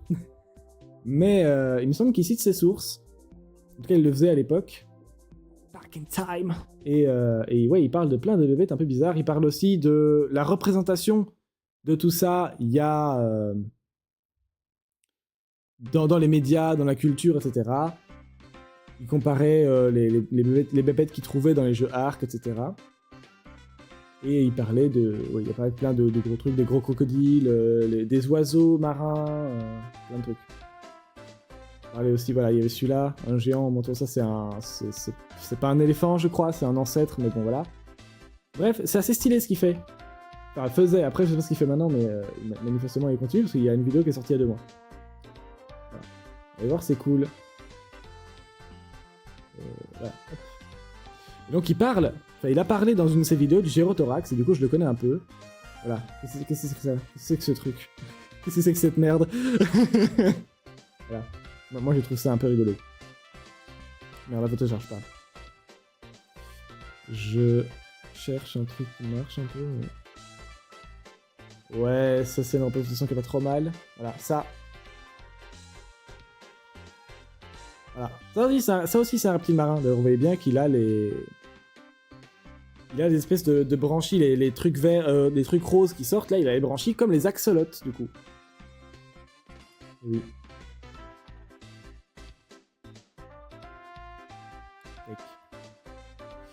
Alors revenons à nos primates. Oui, nos primates, c'est ça, bravo Spectre. Nos reptiles marins. Bon, ça on a vu l'essentiel. Des électrorécepteurs. Oui, sur Sphyrna. Je vais pas voir, c'est le fameux requin. Atopodontatus est unique. C'est le seul de tous les reptiles marins qu'on connaisse qui a une tête de marteau, donc on va dire un genre de bec de canard, pour gratouiller sous l'eau, sous la surface. Des tas de roches, etc. Donc des reptiles marins, on en connaît plein. Celui-là est spécial dans le sens où c'est le seul qu'on connaisse à avoir cette mâchoire-là pour faire ce qu'il fait pour se nourrir de cette manière-là. C'est spécial. Material Methods. Tétrapodes.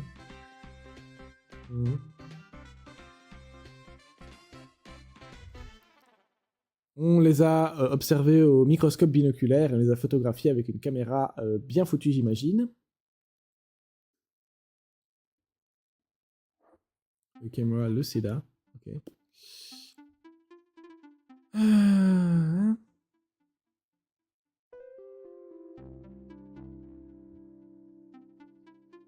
Voilà, voilà.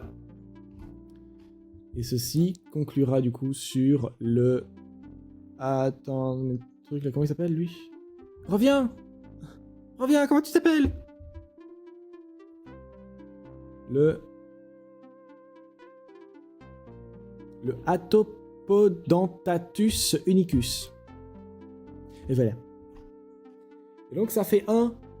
On va passer à la deuxième bébête. Ah.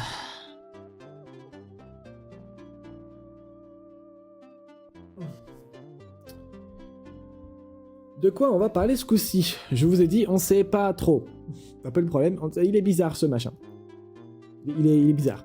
Il est spécial. Ils sont tous spéciaux, mais lui, il est... En fait, c'est un truc que ça fait 70 ans qu'on se pose la question, qu'est-ce que c'est? Voilà. Celui-là, on l'a découvert il y a quelques années. On a trouvé vaguement une réponse en 2016. Ça va. Celui-là, ça fait 70 ans qu'on ne sait pas. Et qu'on n'a pas... On a à peine un peu avancé sur le sujet. C'est-à-dire qu'on a seulement tranché là, en 2023-2024, sur vers quoi on pourrait tendre. Et sur un truc très très élémentaire, est-ce que c'est un vertébré ou pas? Une bazounette quand même, hein. Qu'est-ce que c'est quelle est la grosse différence entre les vertébrés et les invertébrés? Donc les vertèbres. Les vertébrés, c'est tout ce qui a des vertèbres, et les invertébrés, c'est tout ce qui n'en a pas. En os, je veux dire. Donc, ça peut aussi bien être un cochon de cave qu'un oiseau. C'est compliqué. Heureusement, on a fini par trancher, mais voilà, sacré débat sur le machin. Ça fait 70 ans qu'on sait pas. Donc, bon. Je parle du monstre de Tully. Ceci n'est pas le monstre de Tully, c'est un pop-up de merde pour faire de la pub. Une équipe de chercheurs japonais a mené une vaste étude qui permet d'apporter un nouvel éclairage sur cette créature mystérieuse qui peuplait les océans il y a 300 millions d'années. Peu de créatures fossiles ont laissé les paléontologues autant perplexes que le monstre de Tully. T-U-2-L-I.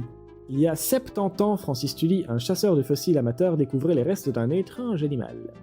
Cette curieuse créature marine dotée d'un museau denté en forme de trompe et des yeux étalés sur une tige rigide s'est révélée impossible à classer. Depuis sa première description en 1966, la communauté scientifique n'a cessé de se diviser, certains voulant le classer dans la communauté, dans les vertébrés, et d'autres dans les invertébrés. Sacrée différence quand même. Ces dernières années, les paléontologues ont même rapproché le monstre de Tully de poissons dépourvus de mâchoires, comme les lamproies. Techniquement, les lamproies ne sont pas des poissons, mais vas-y, on va dire que si. Eux, ils disent poissons parce que au bout d'un moment, il faut utiliser des mots que les gens vont comprendre, mais les lamproies ne sont pas des poissons au sens scientifique du terme. Parce qu'ils sont pas classés dans le bon genre et qu'ils n'ont pas du tout les traits évidents, les plus importants des poisseuses. Typiquement, pour être un poisseuse, il faut quoi? Avoir un squelette en os, avoir une mâchoire, et avoir un certain nombre de nageoires. Et il faut avoir... comment ça s'appelle déjà? Il faut avoir une nageoire... Homéo... Je sais plus... Non, je sais plus. Bref, il faut avoir une nageoire de queue de poisson qui est de la même taille d'un côté et de l'autre. En gros, il faut faire une symétrie avec orthogonale, je crois. Tu plies en deux, ça fait pareil des deux côtés. Voilà, typiquement, Nemo, c'est un poisson. Les requins, c'est pas des poissons. Les raies, c'est pas des poissons, et pourtant, les requins et les raies sont des cousins très très très proches. Et oui. Et ils font partie du même genre. Enfin, du même genre, du même groupe, quoi. C'est les plus proches cousins l'un de l'autre, quoi.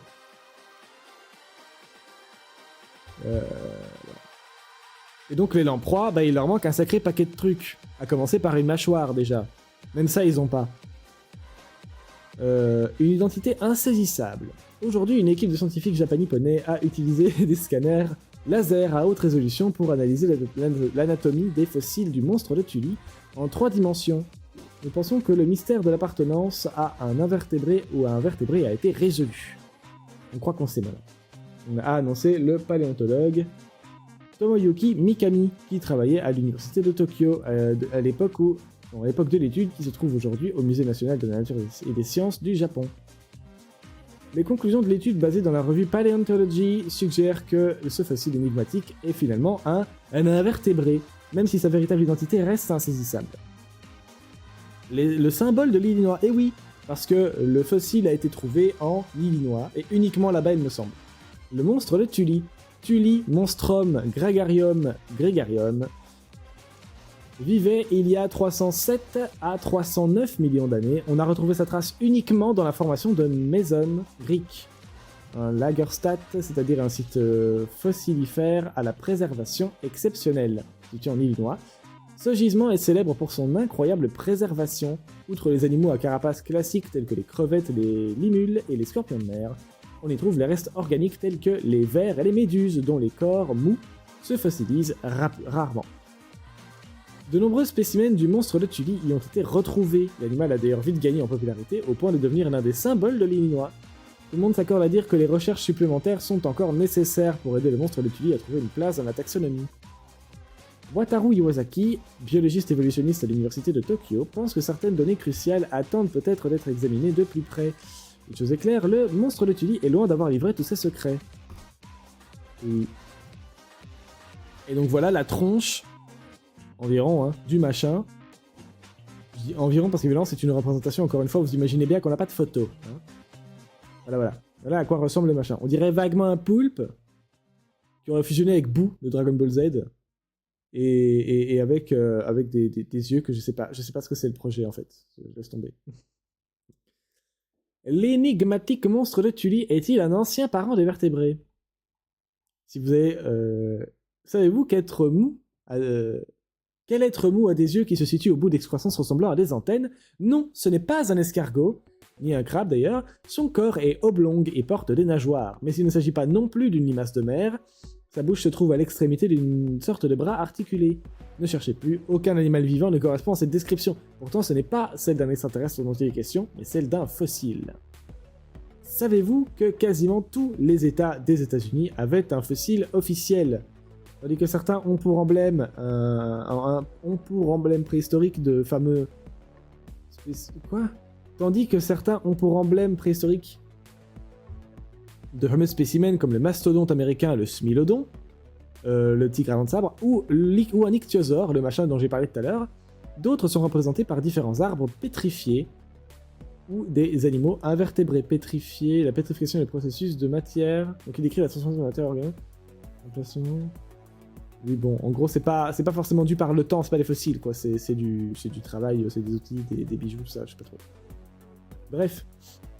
D'autres sont carrément des arbres pétrifiés, des animaux invertébrés, etc. Si ces derniers sont moins impressionnants, il en est un qui éveille aussi bien la curiosité des amateurs de paléontologie que celle des chercheurs. Le monstre de Tully est un étrange machin, très ancien, emblème de l'Illinois, dont l'apparence comme l'appartenance phylogénétique. Qu'est-ce que c'est, à quoi ça ressemble et de qui c'est le cousin? Ça restait encore des décennies après sa découverte, 70 ans exactement, bien mystérieux, on sait pas.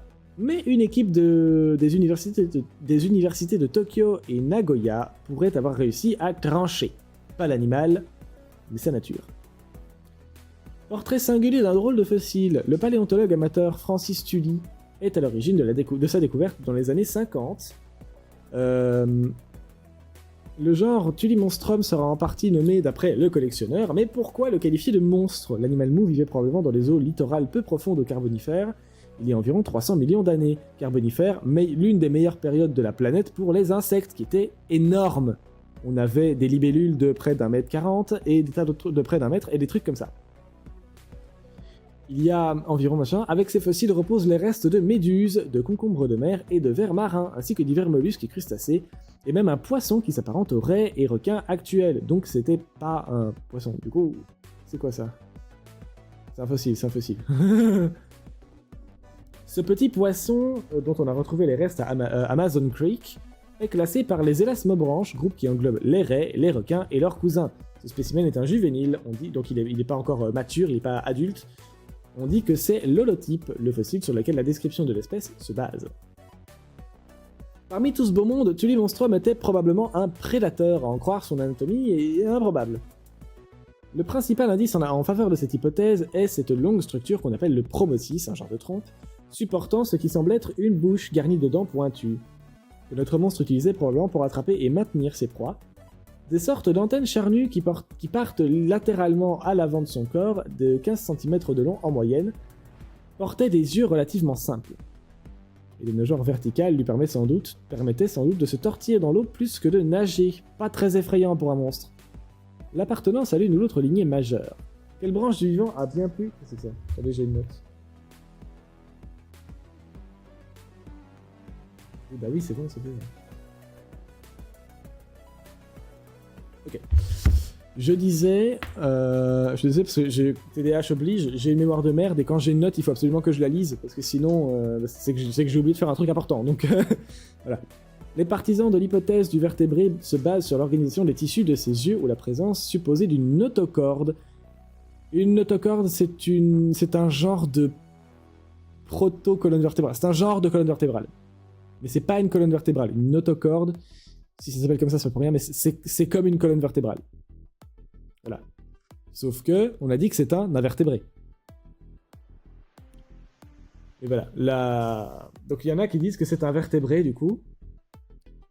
Mais c'est plus compliqué que ça. Dans le même temps, encore une fois, une notocorde, ce n'est pas une colonne vertébrale, c'est un genre d'alternative, on va dire. Souvent, il me semble, pour ce que j'en sais, les notocordes, ce sont plutôt des trucs qui vont justement pas contenir de vertèbres, et qui sont un peu l'adaptation des invertébrés, qui seront piqués, en fait. Ce serait à partir de la notocorde que s'est développée la colonne vertébrale. Mais avec des vertèbres et des os et tout ce qui va avec, du coup. Qu'est-ce que je pensais? Je pense qu'on a un décalage. Je crois qu'on a un décalage. Donc dans le doute, je vais vous remettre ça. Donc ouais, ce n'est peut-être pas un problème de réseau, c'est peut-être un problème de PC alors. Si c'est ça, on est baisé pour toujours et à jamais. Tant pis. C'est chiant mais malheureusement c'est comme ça.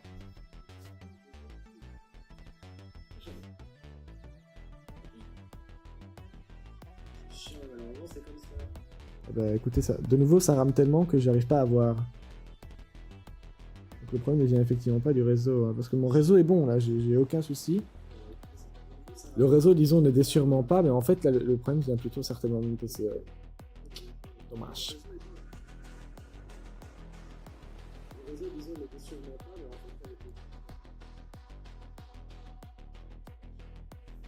Bah je sais pas du coup.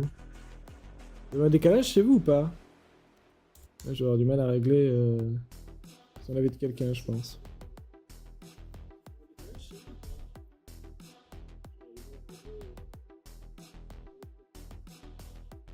Bon, ça a pas l'air de bugger tant que ça. Je suis pas sûr qu'il y avait un décalage à la base, en fait, finalement.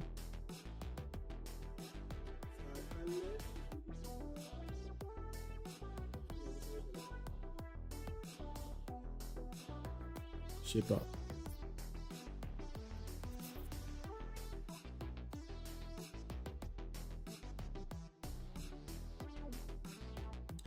Non, si, je crois qu'il y a quand même un décalage, je vais redécaler, mais au pire, de toute façon, je pense que ça redécalera pour plus tard. Donc c'est pas plus mal que je le fasse maintenant.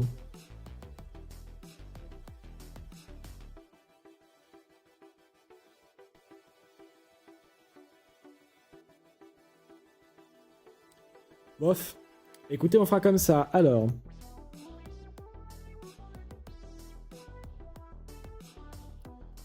Donc, une notocorde. Voilà, bah c'est écrit là. Donc, ils avaient une notocorde, une structure précurseur de la colonne vertébrale et de plusieurs autres traits caractéristiques.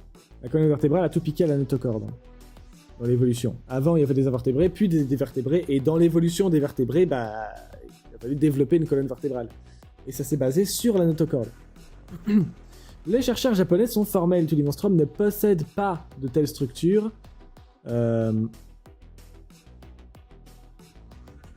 Grâce à une technique de scan 3D, ils ont pu mettre en évidence les formes composant le corps du monstre grâce aux singularités de la surface du fossile. Leurs résultats, notamment basés sur la façon dont l'animal est segmenté, montrent clairement selon eux que celui-ci n'est pas un vertébré. Reste à savoir maintenant, et que c'est quoi, du coup.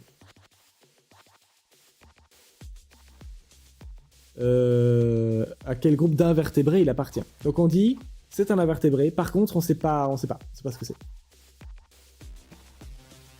Des chercheurs percent le secret terrifiant de ces terrifiants monstres des mers d'il y a 300 millions d'années. Regardez comme ce cheval a l'air terrifié. Il y a des millions d'années avant la chute de la sortie de l'invention de l'imprimerie, de la sortie du premier iPhone, de la chute de la météorite de Chicxulub et de bien étranges créatures vivaient sur Terre et en mer.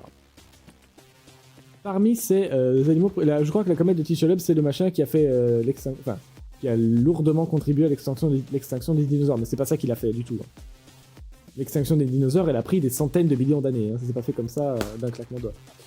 Parmi ces animaux préhistoriques, il y avait notamment le monstre de Tully, une sorte de ver d'une quinzaine de centimètres, dont la classification donne du fil à retordre aux paléontologues depuis plus de 70 ans. Le monstre de Tully, un vertébré ou un invertébré? C'est en 1955, machin, on l'avait déjà dit, on s'en branle, c'est super. J'ai trouvé selon... Donc ça c'est les rapports de Tully, je crois.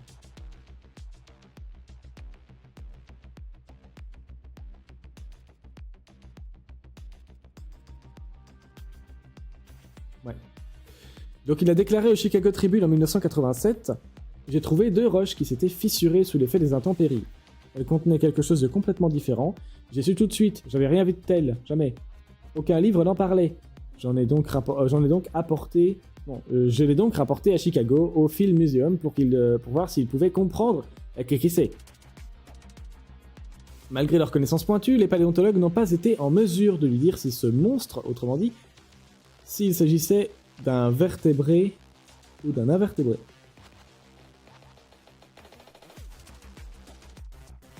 Il y a une partie de la phrase qui manque. Hein.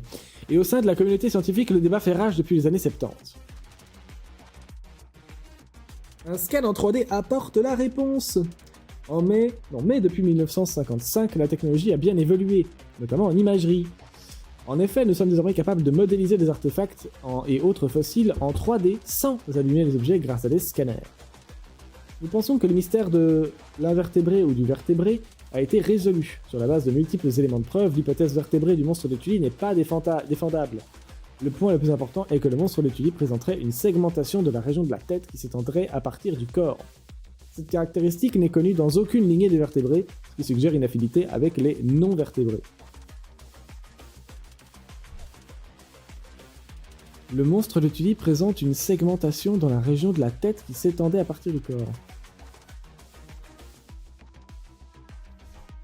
Et un claquement de scanner 3D.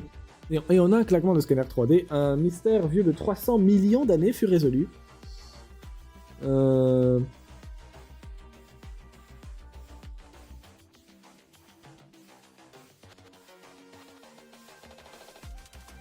voilà. Dernier article. Autant que les pop-up chargent pour les enlever.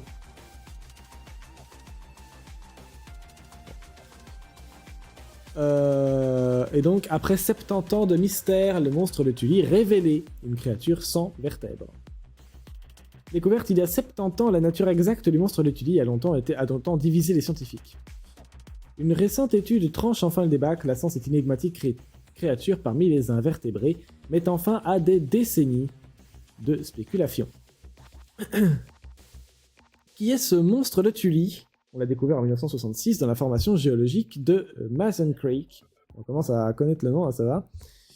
Dans l'Illinois, aux États-Unis. Cette créature qu'on dénomme Tully Monstrum gregarium a fait couler beaucoup d'encre quant à son apparence au monde des appartenance au monde des vertébrés et ou des invertébrés. Les scientifiques viennent, dans Paléontologie, de mettre fin à ce débat en la classant dans le sous-embranchement des invertébrés. Le monstre de Tully, une créature vieille de 300 millions d'années. Dans les années 50, un chasseur de fossiles dénommé Francis Tully a découvert le fossile, bravo à lui. Le machin vivait je parle du fossile bien sûr, il y a 300 millions d'années dans les eaux côtières peu profondes. Il s'agit d'une période géologique connue sous le nom de Pennsylvanien. Elle correspond au Carbonifère supérieur. Depuis sa découverte il y a maintenant 70 piges, la véritable nature de... Le texte a bougé, je vois plus où je suis. La véritable nature de Tully Monstrum gregarium, son nom latin, a toujours fait l'objet de discussions endiablées et déconcertées bon nombre de scientifiques. Certains paléontologues voient un animal marin vertébré, en revanche d'autres sont persuadés que le monstre de Tully est un animal invertébré, il serait alors dépourvu de colonne vertébrale et d'os plus généralement. Contrairement aux fossiles de dinosaures ou même d'animaux à carapace dure, le monstre de Tully était un animal possédant un corps tout mou. Ceci amenait inévitablement un problème dans sa classification taxonomique. En 2016, un groupe de scientifiques américains publie dans le magazine Nature une étude détaillée Elle conclut que les monstres de Tully est un type de vertébré proche des poissons sans mâchoire comme la lamproie actuelle. Cette publication était intéressante, en effet, elle permettait de combler certaines lacunes chronologiques dans l'évolution des vertébrés. Depuis sa publication et plusieurs autres travaux plus tard, cette étude est soutenue par certains paléontologues mais réfutée par d'autres. Aujourd'hui, il semble bien qu'une équipe de scientifiques japonais vienne de mettre un terme à ce long débat. Ils ont soumis ce fossile à des techniques de pointe en imagerie 3D, et ils ont ainsi découvert qu'il faisait partie de l'embranchement des invertébrés. Selon cette étude, l'hypothèse de l'animal vertébré ne tient pas la route. Les chercheurs japonais des universités de Tokyo de Nagoya ont étudié de manière plus approfondie environ 150 fossiles d'Otulimonstrum gregarium. Ils ont également utilisé 70 fossiles d'autres animaux, tous provenus de Mason Creek, dans l'Illinois, aux États-Unis. Ils ont utilisé... Oula, les pop-up me font peur là. Attendez, je tiens à ma chaîne. Hein. Ils ont utilisé un scanner 3D pour créer des cartes détaillées en 3D et codées par couleur de tous ces fossiles. Grâce à ces cartes et à la variation des couleurs, les scientifiques ont pu découvrir de subtiles irrégularités de surface. Ils ont aussi utilisé une autre technologie de pointe qu'on appelle de la microtomographie au rayon X. Il s'agit d'une technique d'imagerie permettant d'obtenir la reconstitution 3D d'un échantillon à partir de radiographie au rayon X prise sur 360 degrés. L'équipe de scientifiques a notamment utilisé cette technique pour reconstituer en 3D, et donc pouvoir examiner les parties de l'animal, dis donc, qui auparavant avaient été interprétées comme possédant des caractéristiques proches de celles des vertébrés. La trompe de machin est une sorte d'organe allongé situé au niveau de sa tête qui possède des sortes de dents à son extrémité. Contrairement à ce qu'on avait établi précédemment, ces dents sont très différentes de celles des lamproies. On considère ces derniers comme les vertébrés vivants les plus anciens. Ah, les lamproies, du coup, les dernières. Des dernières études Qu'est-ce quoi? Laisse-moi tranquille. Putain. Je fais un truc, là. Ah. Des études précédentes avaient aussi établi la présence de myomères chez le monstre de Tully. Il s'agit d'une sorte de muscle segmentaire, laisse-moi lire, je t'en supplie, segmentaire du tronc présent chez les cordés. Il s'avère aujourd'hui, grâce à l'imagerie 3D, que cette structure présente chez cet animal est bien différente de ce qui existe chez les vertébrés. Donc c'est là, mais ça a rien à voir. Donc a priori, c'est pas du tout du cousinage. Ils l'ont pas hérité parce qu'ils ont ça en commun, quoi. Aucune ressemblance avec une créature vivante aujourd'hui. L'équipe de paléontologues de l'université de Tokyo et de l'université de Nagoya vient de déterminer que cet animal vivait il y a environ 300 millions d'années. Je commence à avoir plein de cul là, ça va bien là. Qui vivait il y a 300 millions d'années. Fait partie des invertébrés, mettant donc un terme à un débat vieux de 70 piges. Cette découverte apporte une solution à l'énigme de cette étrange créature. Elle laisse cependant encore énormément de questions sans réponse. Les chercheurs ne savent toujours pas de quel type d'invertébré il s'agit. Ils pensent que Tulimonstrum gregarium pourrait peut-être appartenir à un groupe de chordés non vertébrés comme l'Amphioxus ou l'Ancelet. Branchiostoma lanceolatum, c'est un petit chordé qui nage en ondulant et qui ne possède pas de squelette, de cerveau, ni d'appareil locomoteur. Donc les appareils locomoteurs, c'est des pattes, quoi. Locomotion, c'est des déplacements, quoi. D'autres scientifiques pensent qu'il pourrait appartenir aux protostomiens. Il regroupe des animaux assez variés, aussi variés que les insectes, des vers ronds, les vers de terre et les escargots. La classification exacte de cette créature reste donc à déterminer. Le monstre Tully devrait encore animer les discussions entre paléontologues et biologistes pendant longtemps. Les recherches futures devraient apporter de nouvelles informations sur son histoire évolutive. Elles permettent enfin de lui attribuer une place dans l'arbre de la vie. Un avis. Ah, ça commence à devenir casse-couille qui me switch tout le temps là pour revenir à un moment du texte qui ne m'intéressait pas. Bon bah voilà. Donc on a dit quoi? On a dit un reptile marin le plus vieux qui ait été trouvé à l'époque en 2016 et... Oui c'est ça. Et avec du coup une tête de... pas vraiment de marteau mais une tête de balai brosse qui lui permettait de gratouiller les plantes sous l'océan, ce qui était original, puisqu'apparemment personne... on n'a pas trouvé de fossiles qui fassent ça aussi. De fossiles d'espèces qui fonctionnent pareil. C'est le seul, apparemment, le seul reptile marin qu'on ait trouvé qui a un balai brosse à la place de la tête. Donc ça. Et... Je vais en parler, hein, mais voilà, je suis fatigué. Et le monstre de Tully, il ressemble pas à grand chose, on l'a vu, on dirait un genre de sèche, mais avec une trompe. Et beaucoup de trous sur les côtés aussi, c'est spécial. Voilà. En tout cas, ce truc existait, heureusement. Remarquez, il a pas l'air très grand, hein, donc dans tous les cas. Alors que le reptile marin, il faisait 3 mètres de long. Hein. Beaucoup 3 mètres. Voilà. Donc c'est stylé. Et ce machin, du coup, qui serait a priori un invertébré. Le débat aurait été tranché grâce à l'imagerie. Donc voilà. Ça, pour ça, j'ai aucune connaissance là-dessus, mais j'ai l'impression que les Japonais peut-être surtout les Japonais sont fort doués dans ce genre d'innovation technologique et que ça aide beaucoup les sciences ces dernières années. L'imagerie en 3D, c'est surtout de chez eux, je crois, et franchement, on peut les remercier parce que ça permet de mettre fin à des débats de vieux de 70 ans. Donc, voilà quoi. Merci à eux. Bref, sympathique. Et ouais, j'avoue que je sais pas trop à quoi apparenter le... Parce que vous savez, moi je fais mes titres sur YouTube, je fais souvent des blagues dans les titres. J'ai déjà des idées pour le reptile marin, mais je sais pas comment appeler le monstre de Tully.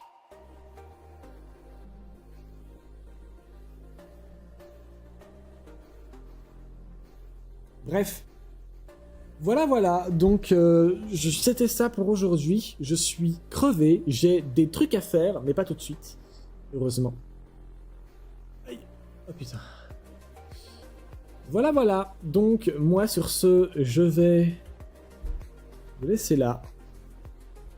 Je vous souhaite un bon après-midi.